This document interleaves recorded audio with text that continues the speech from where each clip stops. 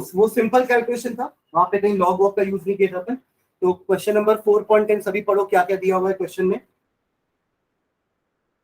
A B का concentration दिया हुआ है और रेट दिया हुआ है 3 एक्सपेरिमेंट से। ये समझ गया ना जो पूछा था रुद्राक्ष, है ना। यहाँ हम अलग अलग एक्सपेरिमेंट कर रहे हैं, जिसमें ए के कंसंट्रेशन को पहले 0.2 लिए, बी के 0.3 लिए, फिर दूसरे एक्सपेरिमेंट में अगेन ए को 0.2 लिए बट बी का कम ले रहा है 0.1। तो चेक कि उससे रेट में कुछ फर्क पड़ा कि नहीं पड़ा। तो नहीं पड़ रहा है फर्क, नहीं पड़ रहा ना फर्क। अगर आप फर्स्ट और सेकंड एक्सपेरिमेंट ऑब्जर्व करो, आपने ए के कंसंट्रेशन को कांस्टेंट रखा है और बी का कंसंट्रेशन 0.3 से 0.1 कर दिया, राइट। बट रेट उतना का उतना ही है। इसका क्या मतलब हुआ कि बी पे रिएक्शन का रेट डिपेंड नहीं कर रहा है। इसका मतलब ये नहीं कि मैं बी नहीं लूंगा तो रिएक्शन हो जाएगा, इसका मतलब ये नहीं है, ठीक है। इससे जब बी के बढ़ाने कम करने से रेट में फर्क नहीं पड़ रहा तो अपन बी ले क्यों रहे हैं, अपन ए के साथ रिएक्शन करवा ले, ऐसा नहीं है। हम स्पीड की बात कर रहे हैं कि बी को आप कितना भी ले लो, बी को आप कितना भी ले लो, स्पीड में कोई फर्क नहीं पड़ेगा। बट प्रोडक्ट तो वही बनेगा ना, बी के और ए के साथ मिलके ही प्रोडक्ट बनेगा। तो आप ऐसा नहीं बोल सकते कि सर बी को नहीं लेते, चलो बी के बिना रिएक्शन कर लेते हैं, कि बी से तो कोई फर्क नहीं पड़ रहा है। बी से किसमें फर्क नहीं पड़ रहा है, बी से रिएक्शन के रेट में फर्क नहीं पड़ रहा है, बट प्रोडक्ट में तो पड़ेगा ना भाई। आप बी नहीं लोगे तो प्रोडक्ट थोड़ा वो बनेगा जो पहले बन रहा था ए और बी का मिला के। समझ रहे मैं क्या बोल रहा हूँ। तो यहाँ पे उस चीज को मत सोचना कि सर बी का कंसंट्रेशन फर्क नहीं पड़ रहा मतलब बी को नहीं लेते, ऐसा नहीं। बी के कंसंट्रेशन से फर्क नहीं पड़ रहा, इसका मतलब ये है कि बी का कंसंट्रेशन कितना कम या ज्यादा कर लो, उससे रेट को फर्क नहीं पड़ेगा। मतलब रेट ऑफ रिएक्शन बी पे डिपेंड ही नहीं कर रहा है, समझ रहे हैं। आज अपन देखेंगे उसका ऐसा क्यों होता है, फिर रिएक्शन कैसे हो रहा है। अगर बी पे डिपेंड ही नहीं कर रहा रेट ऑफ रिएक्शन, तो रिएक्शन कैसे हो रहा है बिना बी के। ठीक है, चलो आगे बढ़ते हैं। तो क्या बोला इसमें क्वेश्चन में, तो आपको बीटा का वैल्यू तो पता चल गया ना। बी का पावर कुछ नहीं होगा, बी का पावर 0 होगा फर्स्ट एक्सपेरिमेंट से। Okay, what is the order of the reaction with respect to A and B. तो बी का पता चल गया 0 है, ए का निकाल लेंगे। ए का क्या वो जीरो होगा, किसका यूनिट देखिए, ए का यूनिट दिया है क्या? रेट का यूनिट दिया, रेट का यूनिट तो हमेशा वही रहता है। एक यूनिट तो ना दिए कि आपको ऑर्डर पता चल जाएगा। वाह वाह वाह, सही जा रहा है, एकदम सही जा रहा है। वो रेट का, ये रेट का यूनिट है, वो रेट कांस्टेंट का यूनिट नहीं है कि आप उसको देख के बता दोगे कि सर ये 0 ऑर्डर में फर्स्ट ऑर्डर। हाँ वही तो, वो फर्स्ट क्वेश्चन के देता है। ठीक है, चलो ठीक है, अच्छा वो आप पूछ लिया, वही धोखे में रहता ना कि तो रेट कांस्टेंट का यूनिट दिया हुआ है, वो रेट का यूनिट है। ठीक है, और रेट का यूनिट हमेशा वही रहता है। ओके, तो व्हाट इज द ऑर्डर। तो तीनों के लिए रेट लॉ लिखो, तो तीनों इक्वेशंस के लिए रेट लॉ आपको अल्फा बीटा लिखना, अल्फा बीटा के फॉर्म में। कैसे बोल रहा हूं मैं, R1 is equals to rate first experiment के लिए लिख रहा हूं मैं, 5.07 into 10 to the power minus 5 और 5.07 into 10 to the power minus 5 is equals to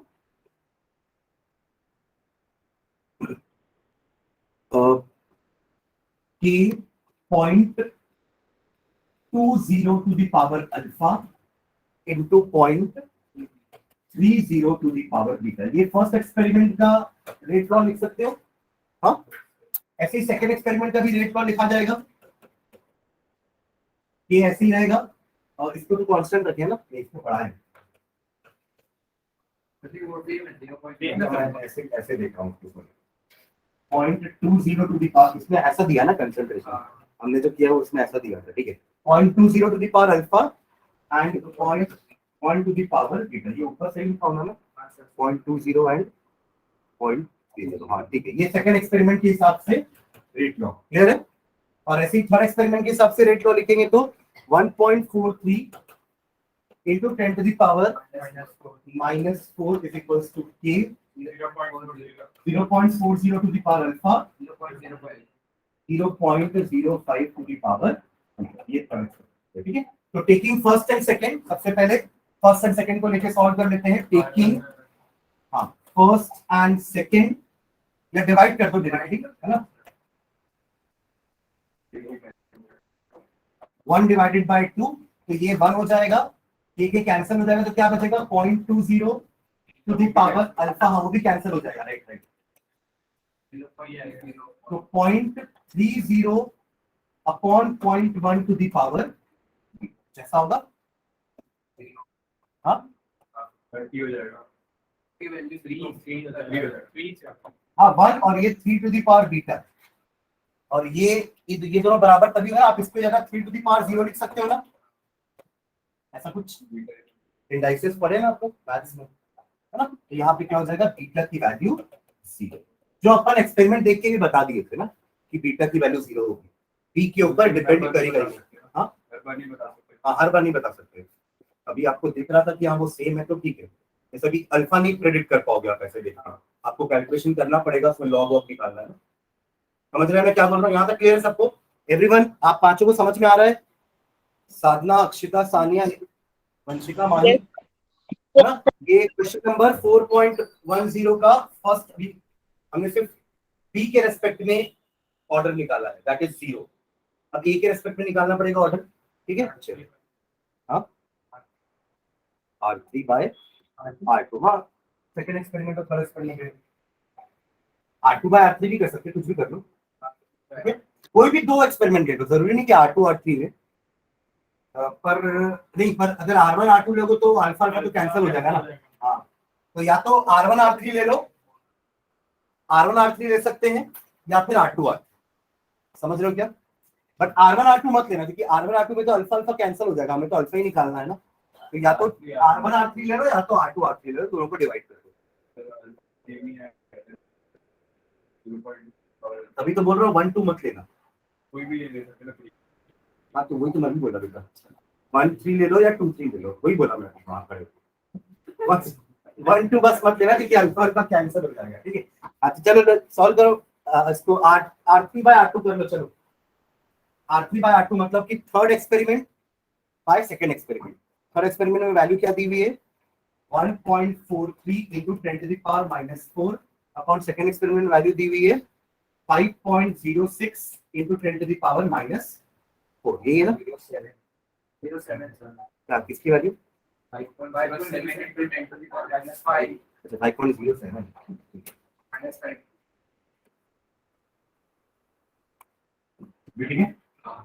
अब इसका बताना 1.43, R3 में ऊपर क्या क्या है, 0.40 to the power alpha and point alpha ना 0.20 divide to the power alpha, okay. Beta की वैल्यूज, बीटा बीटा अच्छा मतलब 0 ही होना है ना, ठीक है। हाँ ये मैं बीटा वाला नहीं लिख रहा हूँ, ठीक है, क्योंकि पावर 0 है तो वो 1 ही आने वाला है, ठीक है, तो हटा देते हैं, ठीक है। हाँ क्या बोल रहे हैं, 2 अल्फा हो जाएगा, 2 अल्फा हो जाएगा। ये आपका 4/2 2 अल्फा, 2 अल्फा मतलब 2 to the power alpha, okay. और ये सॉल्व किए क्या, 1/2.82 क्या आ रहा है, 2.821 2.821 हाँ ठीक है। अब अल्फा कैसे निकालेंगे, अब तो ये नंबर सिंपल नहीं है ना, तो अब यहाँ पे लॉग का कंसेप्ट आएगा, आप लिख लो अगला स्टेप पे, taking log on both the sides, taking log, देखो बस लॉग नहीं निकालता है, taking log on both the side, वो क्यों नहीं है मैं बता रहा हूँ, कि मैं एक बार बता तो दिया बट आप लोग कभी प्रैक्टिस नहीं की इस चीज की, इसलिए आप भी पेपर में कुछ भी कुछ किए हो लॉग निकालने के लिए।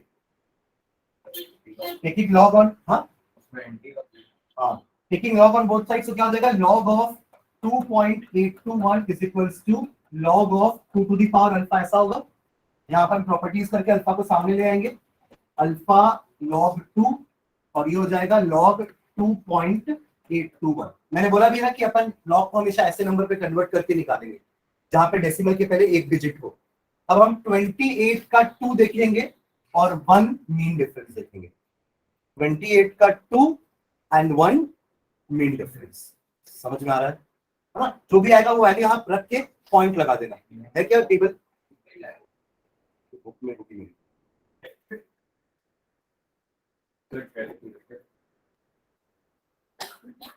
साइंटिफिक कैलकुलेटर यूज कर सकते हो ना आप लोग, हाँ सर मैं किया 28 का 2 है 4502, 28 का 2 है 4.02 और 1 का मीन डिफरेंस है 2, यानी कि 4504, 0.4504 0 ऐड करते हैं भाई,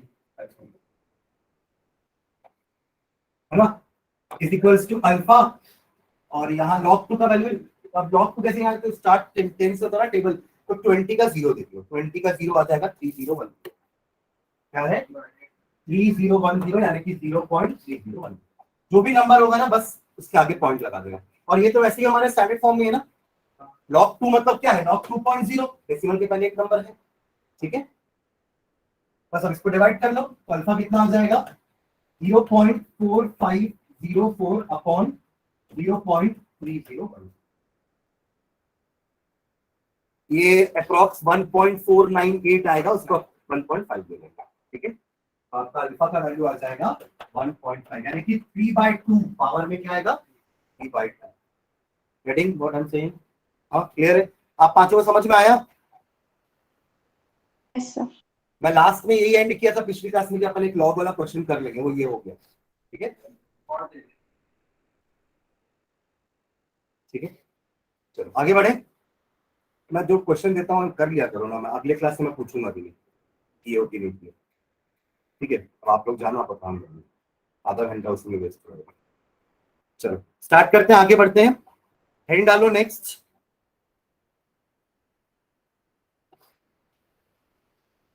मॉलिक्यूलैरिटी, मॉलिक्यूलैरिटी ऑर्डर पढ़ चुके हैं अपन, है ना, ऑर्डर कैसे प्रेडिक्ट करेंगे हम, ऑर्डर को रिएक्शन को देख के प्रेडिक्ट नहीं कर सकते, याद है, just by seeing the reaction या बैलेंस केमिकल इक्वेशन हम ऑर्डर रिएक्शन का प्रेडिक्ट नहीं कर सकते, एक्सपेरिमेंटली ही ऑर्डर निकाला जा सकता है। इस रिएक्शन का ऑर्डर क्या हो जाएगा फिर 3/2, क्योंकि बीटा तो 0 है, अल्फा 3/2 एंड बीटा 0, ऐड करने पे 3/2 आएगा, तो इसका आपका जो ऑर्डर आया क्या है वो 3/2 यानी कि 1.5 इसका ऑर्डर, ऑर्डर हो सकता है डेसिमल में, ठीक है, order can be 0 also, it can be decimal also, negative नहीं होगा, ठीक है, ओके, हेडिंग डाल देना molecularity of a reaction, molecularity of a reaction, molecularity of a reaction, okay, इसमें लिखो it is the number of molecules that come together, it is the number of molecules that come together, it is the number of molecules that come together to react in, to react in, it is the number of molecules that come together to react in an elementary, in an elementary, elementary का मतलब होता है bracket में लिखना single step, elementary का मतलब होता है सिंगल स्टेप, बट मैंने आप लोगों को लास्ट क्लास में बताया था ना कि सिंगल स्टेप में सारे रिएक्शन नहीं होते, some reactions are complex, they may take number of steps, और हर स्टेप पे कुछ ना कुछ इंटरमीडिएट फॉर्म होगा जो आगे जाके डिसअपियर हो जाएगा, अच्छा a plus B gives C है, तो हो सकता है a प्लस बी पहले d बनाया होगा और फिर d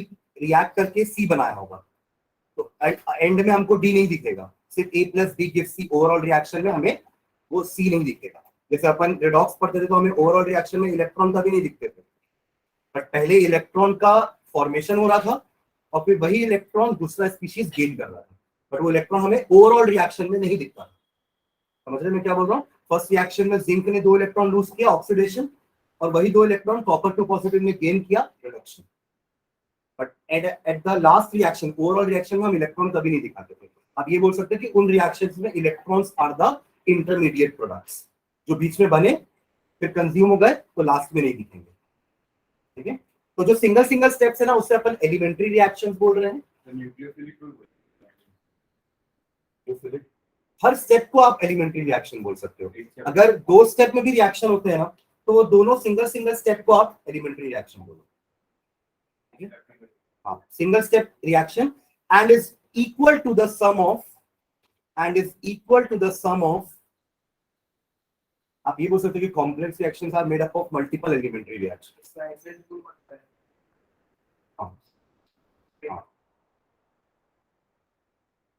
and is equal to sum of stoichiometric coefficients, sum of stoichiometric coefficients, इसे रिपीट कर रहा हूं, एक बार ध्यान देना, Molecularity is the number of molecules that come together to react in an elementary, that is single step reaction, and is equal to the sum of stoichiometric coefficients of reactants in this elementary reaction. In this elementary reaction. In this elementary reaction. ठीक है, एक और definition लिखो. अपन ऊपर come together word लिखे ना, ये molecules जब पास आएंगे तभी रिएक्ट करेंगे. अपन पढ़ते थे ना कि ए और बी तभी रिएक्ट करेंगे जब पास में आएंगे, दूर दूर से तो रिएक्ट नहीं कर पाएंगे, है ना. They have to come and collide. यहाँ पे एक्चुअली कोलिजन थ्योरी आएगी कि एक रिएक्शन में प्रोडक्ट बनाने के लिए कितने मॉलिक्यूल साइमल्टेनियसली कोलाइड कर रहे हैं एक साथ. ठीक है, उसको ही मॉलिक्युलैरिटी बोलते हैं उस रिएक्शन की. तो एक डेफिनेशन और लिखना. The number of atoms, ions और molecules, the number of atoms, ions or molecules, the number of atoms, ions or molecules that must collide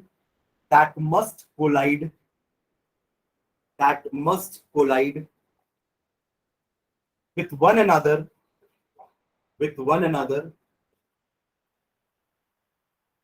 simultaneously. ये वर्ड जरूरी है. ठीक है, एक साथ कितने मॉलिक्यूल एक बार में टकरा सकते हैं. कितना, क्या क्या लगता है कितने एक बार में टकरा सकते होंगे मॉलिक्यूल? सब सात मॉलिक्यूल आपके स्फेरिकल शेप के होंगे ना सब, है ना. 6 मॉलिक्यूल्स. हाँ, चार कैसे? एक बार में सब एक दूसरे से टकरा रहे हैं. इसकी बैलेंसिंग तो आप फाइनल कंपाउंड बन रही है उसकी बात कर रहा हूं मैं, उसकी बात नहीं कर रहा हूँ. मान लो आपका एक रिएक्टेंट है, एक दूसरा रिएक्टेंट है बी. ए के पास ए के बहुत सारे मॉलिक्यूल है, बी के पास बी के बहुत सारे मॉलिक्यूल है. जब ए और बी के मॉलिक्यूल आपस में रिएक्शन करने के लिए टकराएंगे तो एक बार में कितने मॉलिक्यूल्स आपस में टकरा सकते हैं? कोई भी ए का मॉलिक्यूल बी के किसी भी दो मॉलिक्यूल के साथ, या बी का दो मॉलिक्यूल ए के किसी एक मॉलिक्यूल के साथ टकरा सकता है एक बार में. कहां से? अगर इधर से एक आया टकराने तो ये इससे नहीं टकरा पाएगा. मैं तीनों का साथ में कोलिजन बोल रहा हूँ, साइमल्टेनियसली तीन ही हो सकते हैं. यानी आपका मॉलिक्युलैरिटी या तो 1 हो सकता है, या तो 2 हो सकता है, या तो 3 हो सकता है. चार एक साथ एक दूसरे से नहीं टकरा पाएंगे. ऐसा कनेक्शन नहीं करना कि ये इससे टकरा रहा है, ये इससे टकरा रहा है, ये इससे टकरा रहा है. ऐसा नहीं. चारों एक दूसरे को टच करने चाहिए. जैसे 3 एक दूसरे को टच कर रहे हैं पर 4 नहीं कर पाएंगे. समझ में क्या बोल रहा हूँ? अब हमारे रिएक्शन में तो बहुत सारे मॉलिक्यूल होते हैं ना. अगर आपने सिंपल सा रिएक्शन भी करवाया तो उसमें कितने बहुत सारे मॉलिक्यूल्स होते हैं. एवोगाड्रोस नंबर ऑफ मॉलिक्यूल होते हैं ना. मान लो आपने कोई 1 मोल ऑफ ए लिया, आपने 1 मोल ऑफ बी लिया, तो अब इन दोनों में ही उनके 6.022 into 10 to the power 23 molecules हैं, ए के भी और बी के भी. बट एक बार में 3 ही मॉलिक्यूल आपस में टकरा सकते हैं मैक्सिमम. ठीक है, एक मॉलिक्यूल सामने से पीछे से भी तो आएगा. तो जैसे वो बी है उसमें से एक ये साइड से लगा और एक साइड से है, एक सामने से और एक पीछे से भी तो आएगा. ये बात देखो, कोलिजन इफेक्टिव भी होना चाहिए. आप अभी हम आगे कोलिजन थ्योरी पढ़ेंगे ना, तो ऐसा नहीं कि कोई भी मॉलिक्यूल कहीं से भी आके टकराएगा तो रिएक्शन होगा. इफेक्टिव कोलिजन होना चाहिए. हाँ, डी बी ए 3 मॉलिक्यूल होगा. ठीक है, टोटल मॉलिक्यूल गिन रहा हूं मैं सारे के मिला के. ठीक है, तो क्या लिखिए? The number of atom, ions और molecules that must collide with one another simultaneously so as to result into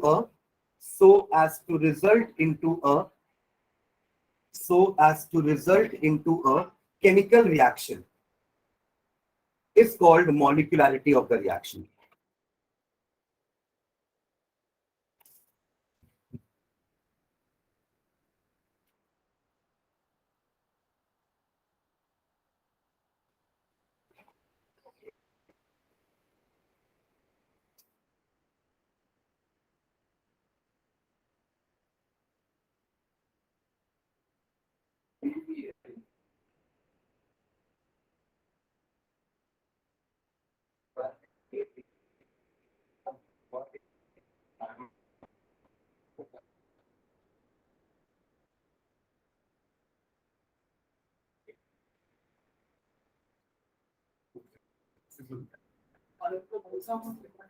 He is called molecularity of a reaction दूसरे प्लेन से यहाँ पे लेकर आए।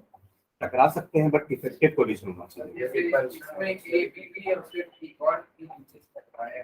हाँ, तो फिर मुझे ये देखो एक्सपेरिमेंटली ऐसा निकाला गया था कि 3 मॉलिक्यूल से ज्यादा इफेक्टिव कोलिजन नहीं हो सकता। ठीक है, आप और भी मॉलिक्यूल को साथ में टकरा सकते हो, बट उससे प्रोडक्ट नहीं बनेगा। इसलिए टर मॉलिक्यूलर या ट्राई मॉलिक्यूलर ही हाईएस्ट मॉलिक्यूलरिटी होती है किसी भी रिएक्शन की। हाँ, तो इसलिए छठी बार एक क्वाटरनरी कार्बन भी होता है। वो उसके कंडीशन चलो। हाँ, वो तो आप नंबर ऑफ बॉन्ड्स गिनते हो, मैं नंबर ऑफ बॉन्ड्स नहीं बोल रहा हूँ, आप लोग भटक रहे हो। आप बोल रहे हो कि एक कार्बन 4 बॉन्ड बना सकता है, वो अलग चीज होगी। बट एक कार्बन एक बार में किसी 2 एटम के साथ कोलाइड कर सकता है, वो अलग चीज होगी। मैं ऐसा नहीं बोल रहा कि ये बाद में और कोलाइड नहीं करेगा, एक बार में हो सकता है कोलाइड करके 2 बॉन्ड बना लिया, फिर एक और बार कोलाइड करके बाकी 2 बॉन्ड बना लेगा, ऐसे 4 बॉन्ड बनाएगा वो। नंबर ऑफ बॉन्ड्स अलग है, वो तो टेट्रावेलेंट है, वो तो उसकी प्रॉपर्टी वो तो करेगा। बट जब कोलिजन की बात आएगी ना कि कार्बन ऑक्सीजन के साथ कोलाइड करने वाला है, तो एक बार में वो एक मॉलिक्यूल 2 ऑक्सीजन के साथ ही कोलाइड कर सकता है at a time for a product formation. ठीक है, इफेक्टिव कोलिजन बोलते हैं जिसको। ठीक है, ओके, नेक्स्ट लाइन में depending upon how many molecules come together, depending upon how many molecules come together, depending upon how many molecules come together, a reaction can be unimolecular, SN1 था ना, SN1 was a unimolecular reaction, तभी वो 1 था ना, SN1 nucleophilic substitution unimolecular है ना। तो unimolecular comma बाइमोलिकुलर और ट्राइमोलिकुलर और ट्राइमोलिकुलर और ट्राइमोलिकुलर, ट्राई को टर भी बोलते हैं, TER, टर्शरी से टर। ठीक है, एक ही हो रहा है। हाँ एक ही। तो वो किससे टकराएगा सोचेंगे ना, है ना? वो एंडोथर्मिक रिएक्शंस होंगे, जैसे कि डिकम्पोजिशन रिएक्शंस।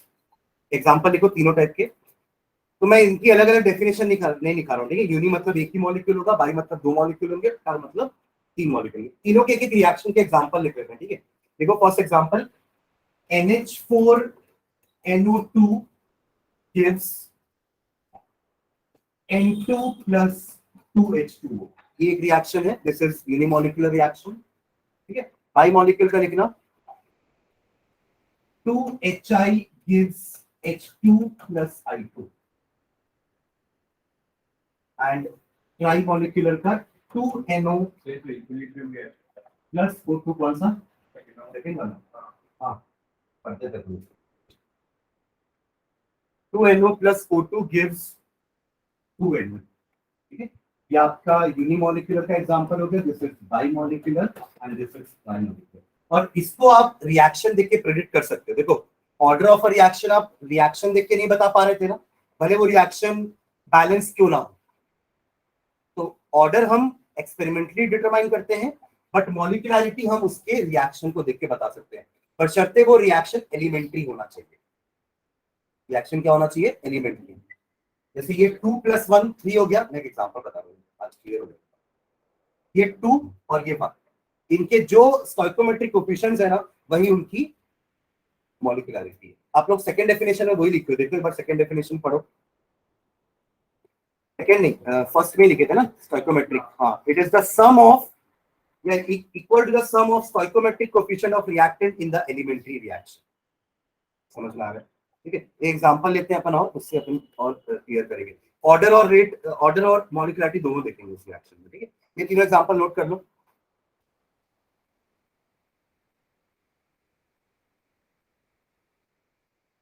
हो गया, साइड में लिख लेना uni by and try.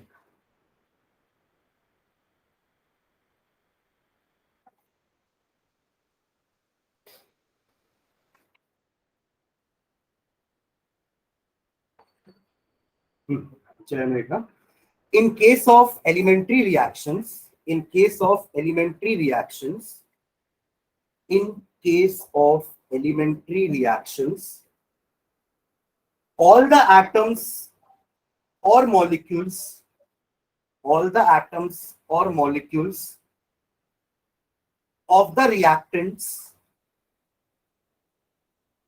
present in the balanced chemical reaction, all the atoms or molecules of the reactants present in the balanced chemical reaction can come together simultaneously, can come together simultaneously, can come together simultaneously to collide with each other, can come together simultaneously to collide with each other. Thus, such reaction takes place in one step. Thus, such reactions take place in one step.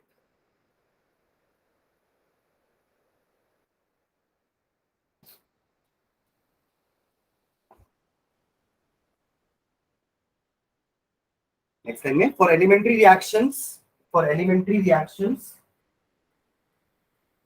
a single step wale reaction, the order of reaction is same as its molecularity. The order of reaction is same as its molecularity.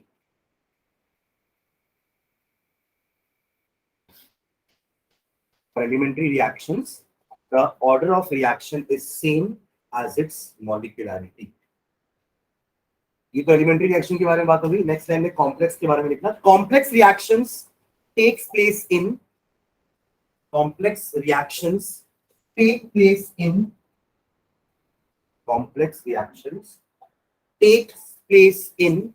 a sequence of steps.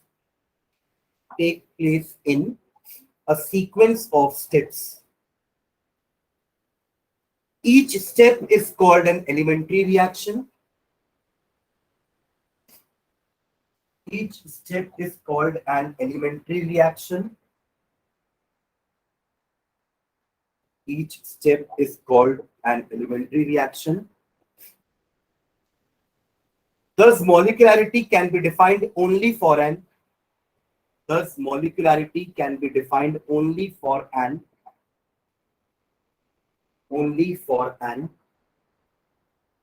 Thus, molecularity can be defined only for an elementary reaction. Only for an elementary reaction. It has no meaning for complex reaction. It has no meaning for complex reaction. It has no meaning for complex reaction.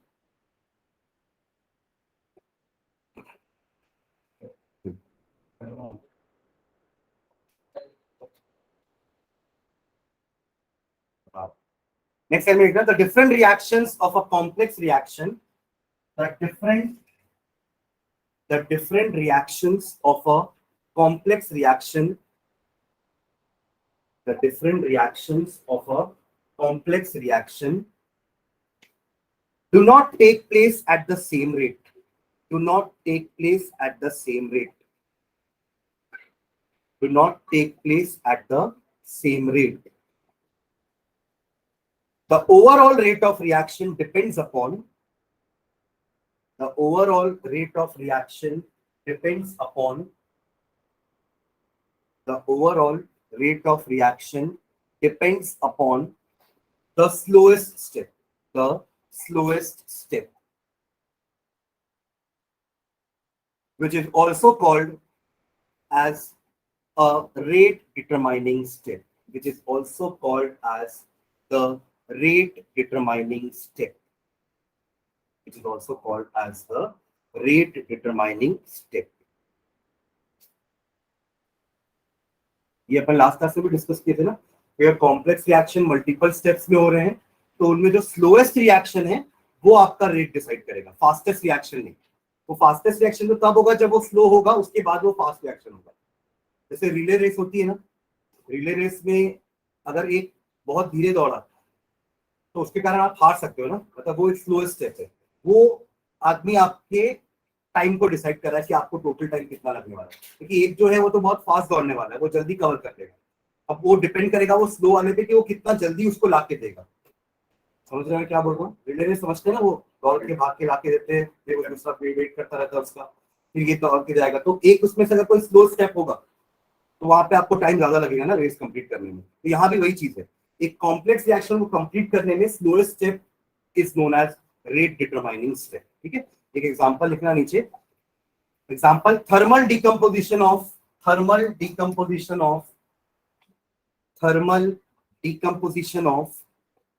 Dinitrogen pentoxide.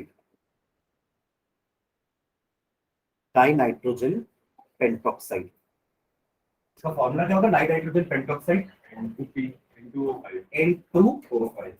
इसका decomposition कराना है अपन को। ठीक है, तो decomposition कराएंगे तो क्या मिलेगा? NO2 and O2। Thermal decomposition मतलब हीट करेंगे इसको बैलेंस करो जल्दी से।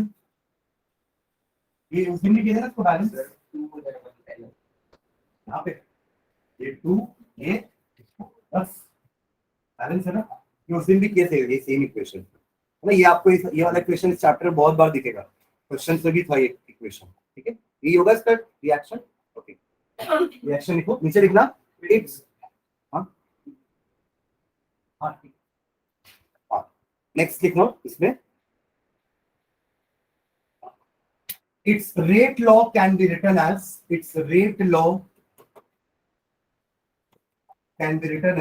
rate is equals to K N2O5 का पावर 1। ये इसका रेट लॉ है। और कैसे पता चलेगा? एक्सपेरिमेंट से, है ना। एक्सपेरिमेंटली हम निकालेंगे तो उसका रेट लॉ कुछ ऐसा है। मतलब ये किस ऑर्डर का रिएक्शन है? फर्स्ट ऑर्डर रिएक्शन है ये, है ना। रेट लॉ से हमें यही पता चलता है फर्स्ट ऑर्डर रिएक्शन है ना। मतलब ये जो रिएक्शन यहाँ ओवरऑल लिखा है ना, ये कॉम्प्लेक्स रिएक्शन है। कैसे पता चला कॉम्प्लेक्स रिएक्शन है? हाँ, इसको देखो, एक चीज सुनना, आप लोग ऊपर क्या लिखो कि एलिमेंट्री रिएक्शंस वो होते हैं जो सिंगल स्टेप में होते हैं और उसके सारे मॉलिक्यूल्स एक बार में कोलाइड कर लेते हैं, इसलिए वो एक स्टेप में हो जाते हैं, उनको दूसरे स्टेप की जरूरत नहीं है। समझ में आ रहा है मैं क्या बोल रहा हूँ? तो यहाँ पे दो मॉलिक्यूल आपस में एक बार में कोलाइड नहीं कर पा रहे हैं, इसलिए ये आपका एक कॉम्प्लेक्स रिएक्शन है। इसका ऑर्डर 1 कैसे पता चला? एक्चुअली ये रिएक्शन ऐसे हो रहा होगा, देखो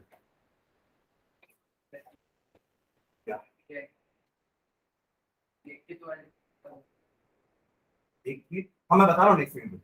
ये रेट समझ में नहीं आ रहा कि अपन को ये 1 कैसे है? ये तो 2 आना चाहिए था ना रेट। अगर यहाँ पे 2 है तो ये 2 आना चाहिए था फॉर एग्जांपल। हालांकि अपन को पता है कि हम बैलेंस केमिकल इक्वेशन देख के नहीं लिख सकते, ठीक है। पर एक्चुअली ये रिएक्शन कैसी हो रहा है देखो, N2O5 का एक मॉलिक्यूल ब्रेक हो रहा है NO2 और NO3 फर्स्ट स्टेप, ठीक है, जो कि स्लो स्टेप है। यही रेट डिटरमाइनिंग स्टेप होता है, ठीक है। और ये जो NO3 आया इंटरमीडिएट, ये NO3 बचे हुए N2O5 के साथ रिएक्ट करके NO2 और O2 बना। रिएक्शन बैलेंस करना सेकंड वाला कैसे होगा? ये 2 हो गए, ये 1 1 है, यहाँ पे ये 3 होगा ना, 4 का हो गया, 3 करना पड़ेगा ना। यहाँ पे 1 और 2 3 नाइट्रोजन है, ये 3 हो गया और 5 3 8 6 2 8 हो गया ये बैलेंस पूरा। मतलब ये मेरा स्टेप नंबर 1 होगा, ये स्टेप नंबर, ये ऐसा हम प्रेडिक्ट कर रहे हैं। क्यों ऐसा प्रेडिक्ट कर रहे हैं? क्योंकि इन दोनों में स्लो स्टेप आपको कौन सा लग रहा है, कौन सा होना चाहिए जिसके कारण रेट 1 आ रहा है या ऑर्डर 1 आ रहा है, इसके कारण। अभी अपन ऊपर ये भी लिखे कि एलिमेंट्री रिएक्शन का मॉलिक्यूलरिटी और ऑर्डर सेम होता है। एलिमेंट्री रिएक्शन का मॉलिक्यूलरिटी एंड ऑर्डर सेम रहता है, मतलब ये दोनों अलग अलग एलिमेंट्री रिएक्शन है। इसका ऑर्डर क्या है? 1, इसका ऑर्डर 1 है ना, मतलब ये रहा होगा स्लो स्टेप। अभी तो हमने रेट इससे डिटरमाइन किया ना कि इससे। अगर इससे रेट डिटरमाइन करते तो हमको पावर 1 इसका और इसका 1 लेना पड़ता। N2O5 भी आता और यहाँ पे NO3 भी आता है, but this is fast step और रेट आपका कभी भी फास्ट स्टेप पे डिपेंड नहीं करेगा। समझ रहे हैं? तो ये आप ऐसा बोल सकते हैं कि this complex reaction is divided into 2 elementary reaction, ठीक है। उसमें ये स्लो स्टेप माना जाएगा, ये फास्ट स्टेप। इसको स्लो स्टेप क्यों मान रहे हैं? क्योंकि रेट इसके अकॉर्डिंग ही निकला है, बस इसके अकॉर्डिंग निकला होता तो यहाँ पे एक और आपका NO3 का पावर 1 भी होता, क्योंकि इसका रेट लॉ बता रहा है कि सिर्फ N2O5 के पावर 1 पे ही डिपेंडेंट है। दिस शोज दैट कि ये रिएक्शन एक स्टेप पे नहीं हुआ है, it is supposed to be happening in 2 steps, और वो 2 स्टेप ऐसे प्रेडिक्ट किए गए। है हाँ बढ़िया मॉलिक्यूल देखिए माने तो राइट साइड देख के ऐसा बोल सकते हैं राइट साइड देख के रिएक्शन के राइट साइड प्रोडक्ट को देखेंगे हम, तो रिएक्टेंट को देखेंगे ना, रिएक्टेंट कोलाइड होकर प्रोडक्ट बनाएंगे ना, तो मॉलिक्यूलरिटी हम रिएक्टेंट के हिसाब से कंसीडर करेंगे ना कि प्रोडक्ट के हिसाब से। हाँ रिएक्टेंट, रिएक्टेंट से तो रिएक्ट करके प्रोडक्ट बनाएंगे ना, और रिएक्टेंट ही आके कोलाइड करेंगे, तो मॉलिक्यूलरिटी का अपन इसके बेसिस पे देखेंगे ना। मॉलिक्यूलरिटी डेफिनेशन में हमने प्रोडक्ट लिखा ही नहीं। डेफिनेशन में क्या है देखो, molecularity is the number of atom या मॉलिक्यूल्स या ion which is coming in contact with each other या colliding with each other, ताकि प्रोडक्ट बना सके या केमिकल रिएक्शन हो सके, तो हम सिर्फ रिएक्टेंट देखेंगे।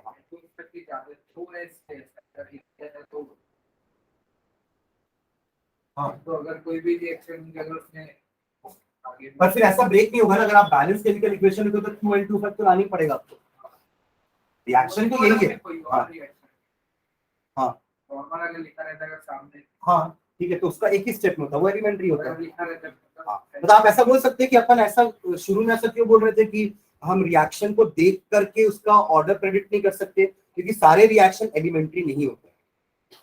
कुछ के ऑर्डर हो सकता है उसके बराबर आ रहे होंगे ऐड करने पे स्टोइकोमेट्रिक कोएफिशिएंट, बट कुछ के नहीं आएंगे। तो जिनके नहीं आ रहे हैं मतलब वो आपके कॉम्प्लेक्स रिएक्शन है, जैसे कि ये अगर इसका ऑर्डर 2 आता ना तो आप बोलते कि एलिमेंट्री रिएक्शन ये एक स्टेप में हो जा रहा है, बट इसका क्योंकि ऑर्डर 1 आया तो ऐसा माना गया कि ये 2 स्टेप में तो होगा कम से कम, एक स्टेप में तो नहीं हो रहा है। एक स्टेप में होता तो दोनों एक साथ कोलाइड करते है ना, इसका ऑर्डर भी 2 आता, बट ऑर्डर 1 है इसलिए हमने इसको 2 स्टेप में डिवाइड किया, क्योंकि इन दोनों में कोई मतलब ये कॉम्प्लेक्स रिएक्शन होगा तो इसमें 1 या 2 स्टेप होंगे या 2 या 2 से ज्यादा स्टेप होंगे, उसमें कोई एक ना एक स्लो होगा और उस स्लो स्टेप से ही हमने रेट डिटरमाइन किया होगा। इन दोनों में भी स्लो कैसे पहचाना मैंने, जिसमें रिएक्टेंट 1 है ना कि सेकंड वाला जिसमें रिएक्टेंट 2 है।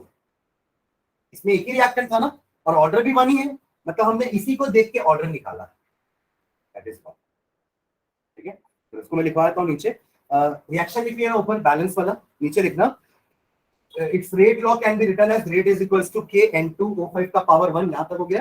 ओके नीचे लिखो हेंस, हाँ नहीं जरूरी है, कुछ नहीं लिखा मतलब 1 ही है।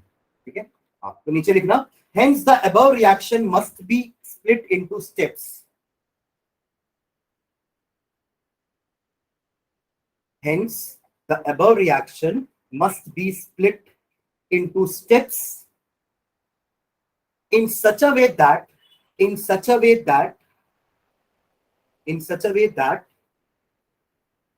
the slowest step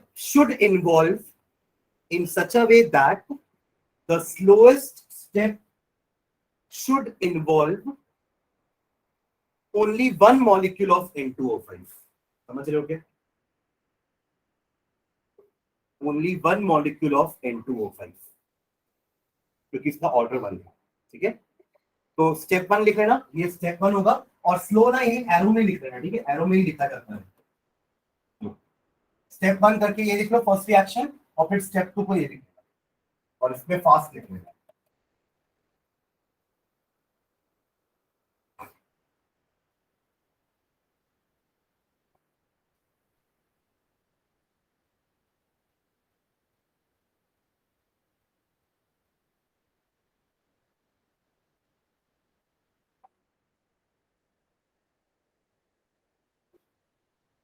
एक एग्जांपल और देखते हैं इसके बाद ना, ऑल क्लियर। अगर क्लियर है दोनों स्टेप्स लिख लिए, ओके नीचे लिखना both the above steps are elementary,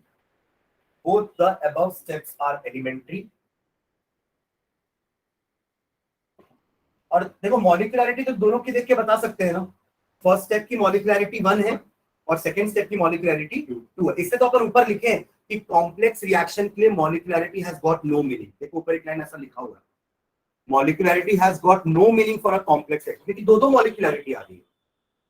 समझ में, इंडिविजुअल एलिमेंट्री रिएक्शन की अपनी अपनी खुद की मोलारिटी है, मोलारिटी बोल रहा हूं, मॉलिक्यूलरिटी। ठीक है, इसलिए कॉम्प्लेक्स रिएक्शन की मॉलिक्यूलरिटी का कोई मीनिंग नहीं, तो मुझे पता है कोई ना कोई ऐसा पूछेगा कि एवरेज इसका ये 1 और ये 2 का एवरेज निकाल लेते हैं, ऐसा नहीं होता। ठीक है, मॉलिक्यूल को आधा कैसे करोगे? आपके हिसाब से तो 1.5 मॉलिक्यूल रिएक्ट कर रहे हैं, और 1.5 मॉलिक्यूल कैसे कोलैक्ट करेंगे? मतलब एक का एक और दूसरे का आधा, मॉलिक्यूल को आधा कैसे करोगे? लेकिन अगर होल नंबर भी वैसे हाँ तो जैसे अगर वो भी टू एम भी टू है तो टू हो जाता है। हर बार ऐसा खोलना होगा।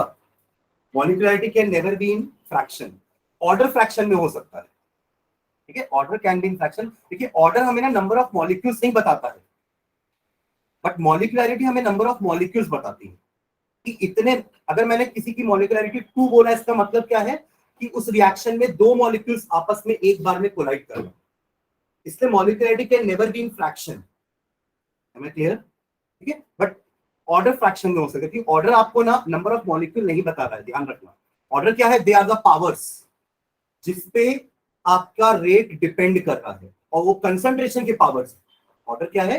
कंसंट्रेशन के पावर्स है। तो वो जीरो, मॉलिक्यूलरिटी जीरो भी नहीं हो सकती। ऐसा हो सकता है कोई रिएक्शन हो रहा है और कोई मॉलिक्यूल कोलाइड ही नहीं कर रहे और रिएक्शन हो गया, ऐसा नहीं हो सकता।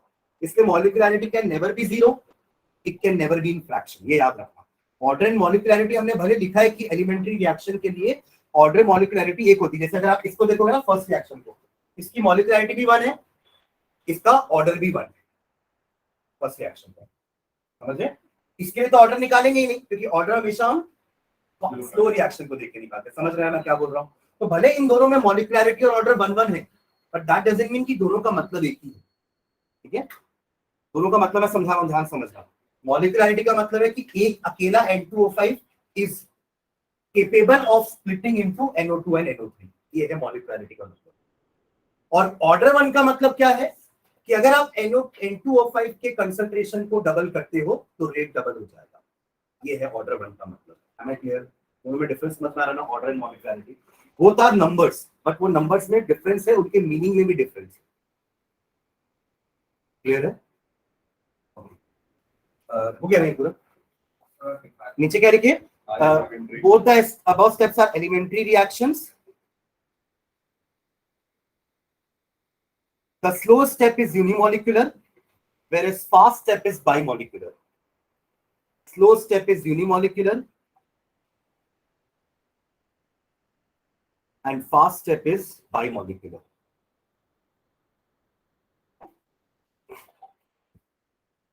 ठीक है? Hence, the above reaction is a unimolecular reaction of first order. Conclude अपन ये करेंगे. Hence, the above reaction is a unimolecular reaction of first order.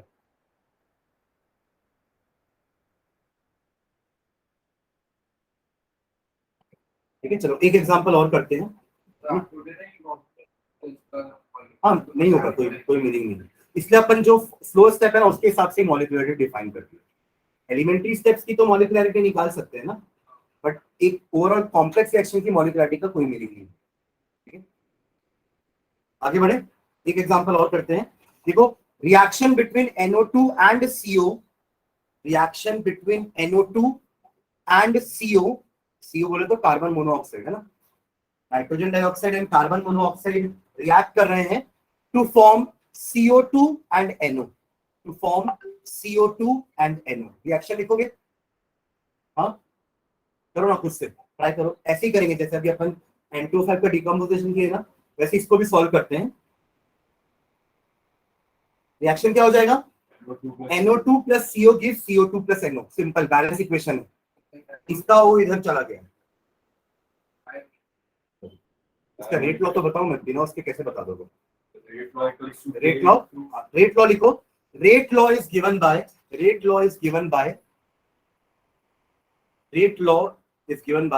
R is equals to K NO2 का पावर 2, NO2 का power 2। ये एक second order reaction है। क्या है? CO के लिए पावर 0 होगा, हो सकता है ना, बीटा की वैल्यू 0 आई थी ना क्वेश्चन में, हो सकता है ऑर्डर तो कुछ भी हो सकता है ना, कुछ वो तो एक्सपेरिमेंट के निकालेंगे। फिर रिपीट कर रहा हूं कि दैट डजंट मीन कि CO की जरूरत ही नहीं है रिएक्शन में, ठीक है? CO के बिना आगे CO2 नहीं बन पाएगा, तो प्रोडक्ट के लिए हमें CO की जरूरत है, बट रिएक्शन के रेट को बढ़ाने के लिए या कम करने के लिए CO का कोई योगदान नहीं। ये इस लॉ से हमको पता चल गया। क्लियर है? इसका क्या मतलब हुआ? What does this mean? कि रिएक्शन अगेन कॉम्प्लेक्स है। अगर रिएक्शन कॉम्प्लेक्स नहीं होता तो यहाँ पे हम CO को भी लिखते, हाँ, पर उसका कोई मीनिंग नहीं है ना, पावर 0 मतलब उसका कोई मीनिंग ही नहीं है, वो है ही नहीं वहां पे, उस पर रेट डिपेंड नहीं कर रहा है। मतलब रेट किस पे डिपेंड कर रहा है? सिर्फ NO2 पे। मतलब इसके मैकेनिज्म में, ध्यान से सुनना, इस कॉम्प्लेक्स रिएक्शन के मैकेनिज्म में एक स्टेप ऐसा होगा जो स्लो होगा और वहां पे दोनों NO2 आपस में भिड़ रहे होंगे और वो स्लो स्टेप होगा, तभी तो हम ये लिख पाएंगे ना स्लो स्टेप को देख के। Just like we have written, तो एलिमेंट्री होने के लिए CO का भी +1 ऐड होता है। हाँ, मतलब अगर सारे मॉलिक्यूल्स एक साथ ही रिएक्ट कर लेते ना तो वो एलिमेंट्री होता, और उस समय ऑर्डर भी उसका 2 या 3 होता, 3 होता ऑर्डर, या 2 होता। 2 होता भी तो दोनों का पावर में 1 1 होता, दोनों के पावर में क्या होता? 1 1। NO2 का पावर भी 1 होता और CO का पावर भी 1 होता। तब आप बोलते कि ऑर्डर 2 आ रहा है और दोनों के कारण 1 1 ऑर्डर आ रहा है, तो ये एलिमेंट्री रिएक्शन होता है, क्योंकि दोनों मॉलिक्यूल एक साथ रिएक्ट कर रहे हैं। पर इस रेट लॉ को देख के हमें समझ में आ रहा है कि CO पे डिपेंडेंसी है ही नहीं, और रेट लॉ कुछ ऐसा होगा जिसमें NO2 NO2 साथ में एक स्टेप में रिएक्ट कर रहे होंगे और वही हमारा स्लो स्टेप होगा। जस्ट लाइक जैसे अपन ने यहाँ देखा, यहाँ N2O5 के कारण रेट था ना पावर 1, तो हमारा स्लो स्टेप में N2O5 को हमने डिकम्पोज कराया था। क्लियर है? एक ही N2O5, दोनों N2O5 को नहीं लिया मैंने साथ में। क्लियर है? तो क्या लिखे? Reaction NO2 plus CO gives CO2 plus NO, and rate of reaction हो गया K is equals to NO2 का पावर 2। तो नीचे लिखना, the rate of reaction does not depend upon the concentration of CO. The rate of reaction does not depend upon the concentration of CO.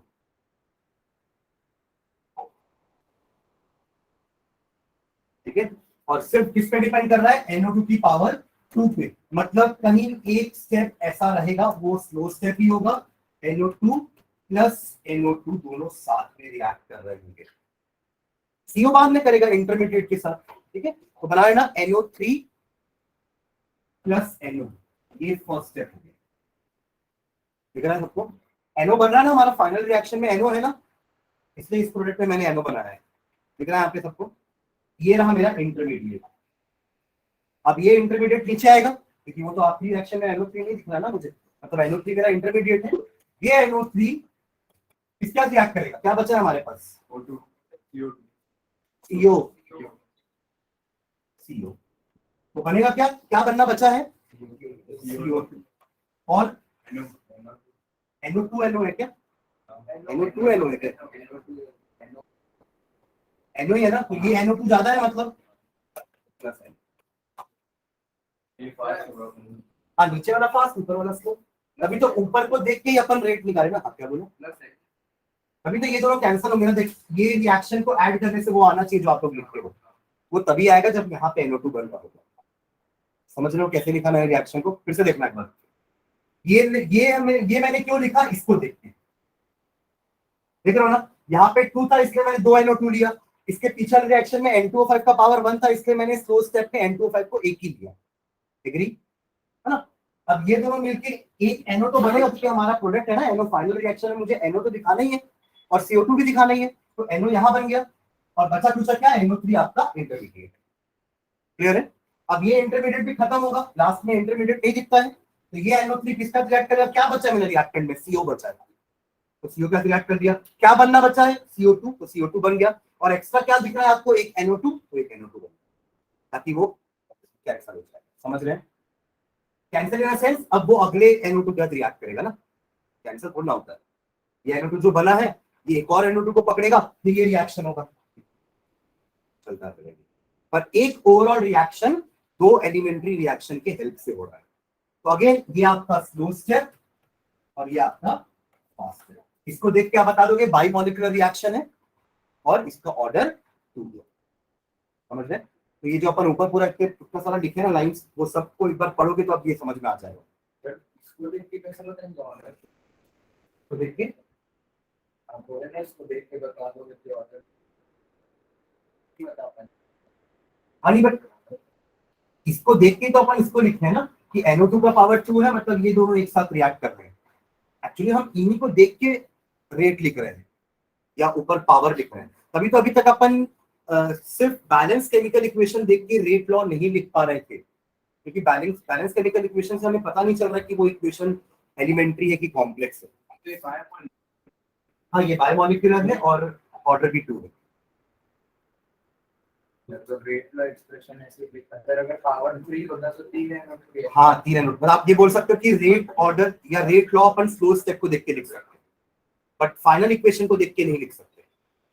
Final equation को देख के आप rate law नहीं लिख सकते, बट एक एलिमेंट्री रिएक्शन या slow step को देख के आप रेट लॉ लिख सकते हैं, क्योंकि वही तो डिटरमाइन कर रहा है आपका रेट। ठीक है, ठीक है, तो ये वाला पार्ट लिख लो, है ना। तो ये लास्ट में लिख लेना कि it is a bimolecular reaction of second order, ये जरूर लिख लेना, है ना। It is a bimolecular reaction of second order. ठीक, तो कई बार पेपर में आता है कि what is the difference between molecularity and order, तो लिख लेंगे मॉलिक्यूलैरिटी समझ में आ गई ना, it is the number of atoms या molecules colliding simultaneously in a elementary reaction, ये उसका अच्छा सा डेफिनेशन होगा। ठीक है, और ऑर्डर क्या है, it is the sum of powers of rate law expression, वही है होता है ऑर्डर का डेफिनेशन। हमने ऑर्डर वहीं पढ़ा था ना कि जहां अपन ने रेट लॉ लिखा और अल्फा बीटा को ऐड कर दिया तो ऑर्डर आ गया, तो वैसे ही डेफिनेशन भी लिखा कि order is defined as the sum of powers, है ना, of the reactants as written in rate law expression, ये ऑर्डर होता है। ठीक है, ऑर्डर हमें बताता है कि रेट किस किस रिएक्टेंट पे कितना डिपेंडेंट है, रेट कैसे डिपेंडेंट है, और मॉलिक्यूलरिटी हमें क्या बता रही है कि कितने मॉलिक्यूल्स एक बार में कोलाइड कर। फिर order can be 0, molecularity can never be 0, order can be in fraction, 3/2 आ रहा था ऑर्डर हमारा आज के पहले रिएक्शन का, है ना, but molecularity can never be in fraction, क्योंकि मॉलिक्यूल कभी फ्रैक्शन में नहीं हो सकता, या तो एक ऑक्सीजन का मॉलिक्यूल होगा या तो 2 होंगे, 1.5 ऑक्सीजन का मॉलिक्यूल नहीं होता प्रैक्टिकली। थ्योरेटिकली आप रिएक्शन में भले लिख दो बट होता नहीं। ठीक है, हाँ वही मैं बोल रहा हूँ, थ्योरेटिकली लिख सकते हो बट प्रैक्टिकली वो ½ H2 नहीं होता। ठीक है,